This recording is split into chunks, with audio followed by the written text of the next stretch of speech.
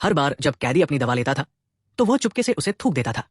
एक बार जब उसे यकीन हो जाता था कि आसपास कोई नहीं है तो वो कुछ एंटीबायोटिक्स निकालता था और बोतल को मछली पकड़ने की एक लाइन के टुकड़े से बांध देता था जिसे उसने चुराया था और दूसरे सिरे को अपनी पिछली दाढ़ से जोड़ देता था।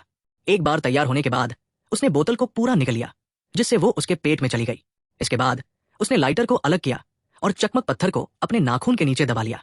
एक बार जब सब कुछ ठीक हो गया तो उसने अपनी कलाई के चारों ओर एक जूते का फीता बांधा और अपने अंगूठे को मेज के किनारे पर रख दिया। उसने अपने अंगूठे को तब तक घुमाया जब तक कि वो उखड़ न गया।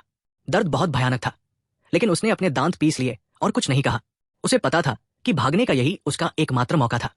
इस आदमी ने, जिसने 2 लोगों की हत्या की थी और अपनी बाकी की जिंदगी जेल में बिताने की उम्मीद कर रहा था, उसे अचानक एक अप्रत्याशित अवसर मिल गया। पुलिस कप्तान के बेटे को ल्यूकेमिया था और संयोग से वो व्यक्ति अकेला था जिसका अस्थि मज्जा मेल खाता था। उसने इसे एक मौका समझा और अपना कदम उठाया। अगले दिन उस व्यक्ति को गार्डों द्वारा अस्पताल ले जाया गया जहां पुलिस कप्तान के बेटे का इलाज चल रहा था। उसे हथकड़ी लगाई गई थी। वो पीछे से अपने अस्थि मज्जा तक नहीं पहुंच सकता था, लेकिन जब वे प्रक्रिया पर चर्चा कर रहे थे तो उस व्यक्ति ने चुपके से दवा की बोतल अपने मुंह में डाल ली। उनके आग्रह पर उसकी हथकड़ी हटा दी गई और उसे बिस्तर पर बांध दिया गया। डॉक्टर ने उसे एक एनेस्थेटिक इंजेक्शन दिया, लेकिन उस व्यक्ति ने पहले ही गोली की बोतल कुचल दी थी और एंटीबायोटिक्स निकल ली थी। जल्द ही डॉक्टर को एहसास हुआ कि कुछ गड़बड़ है। उसके महत्वपूर्ण संकेतों से पता चला कि उसे बिल्कुल भी एनेस्थेटिक नहीं दिया गया था। जैसे ही डॉक्टर उसे दूसरी खुराक देने के लिए तैयार हुआ, वो व्यक्ति हरकत में आ गया।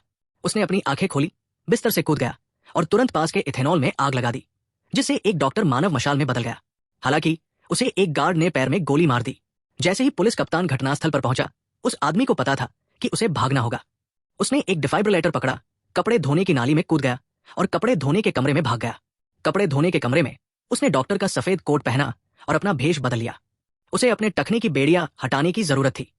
एक कार को कवर के रूप में इस्तेमाल करते हुए वो एक अपार्टमेंट में चला गया। एक डॉक्टर को चाकू से धमकाया कि वो वेल्डिंग मशाल से बेड़ियां काटने में उसकी मदद करे। एक बार जब बेड़ियां हटा दी गई तो उसने एक एसिटिलीन टैंक पकड़ा और मशीन रूम में भाग गया, हर जगह एसिटिलीन छिड़कता हुआ। तभी पुलिस कप्तान वहां पहुंच गया और उसने उसे आत्मसमर्पण करने के लिए कहा। उस आदमी ने जल्दी से आग का स्रोत नीचे फेंक दिया। एक पल में एसिटिलीन फट गया, जिससे मशीन रूम उड़ गया। अस्पताल में अंधेरा छा गया और सुरक्षा कैमरों का सिग्नल चला गया। अवसर का लाभ उठाते हुए उस व्यक्ति ने स्पाइक्स को ढकने के लिए तिरपाल का इस्तेमाल किया और सुरक्षा बाड़ पर चढ़ गया। उसने अपनी मुट्ठियों से शीशा तोड़ दिया, दूसरी इमारत में घुस गया और गार्ड के लॉकडाउन से बच निकला।